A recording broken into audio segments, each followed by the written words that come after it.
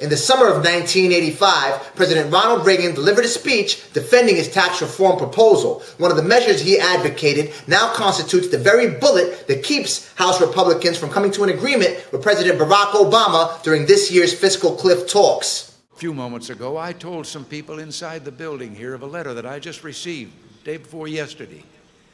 It's a letter from a man out here in the country, an executive who's earning in six figures, well above $100,000 a year. He wrote me in support of the tax plan because he said, I am legally able to take advantage of the present tax code, nothing dishonest, doing what the law prescribes, and wind up paying a smaller salary than my secretary gets. Paying a smaller tax than my secretary pays. And he wrote me the letter to tell me he'd like to come to Washington and testify before Congress as to how that's possible for him to do and why it is wrong. Sound familiar?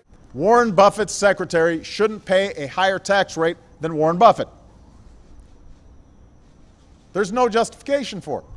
House Republican Speaker John Boehner has definitely stood in opposition to raising taxes on high-income earners, arguing that these wealthy people are job creators and that raising their taxes would stop them from creating more jobs. Mr. Boehner has hailed President Ronald Reagan as both an inspiration and, quote, a natural leader. Let's see how this inspirational natural leader thinks how fair it is for high-income earners to pay less taxes than blue-collar workers.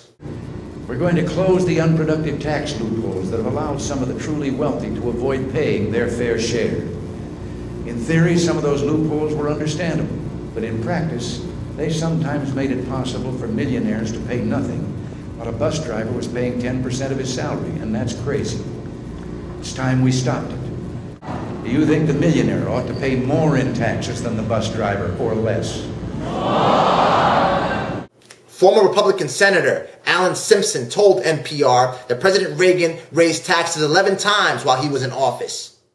Ronald Reagan raised taxes 11 times in his administration. I was here. I knew him better than anybody in this room. He was a dear friend and a total realist as to politics. According to Time Magazine, Bloomberg, and CBS News, Ronald Reagan's tax increases reversed about half of the tax cuts he passed in 1981.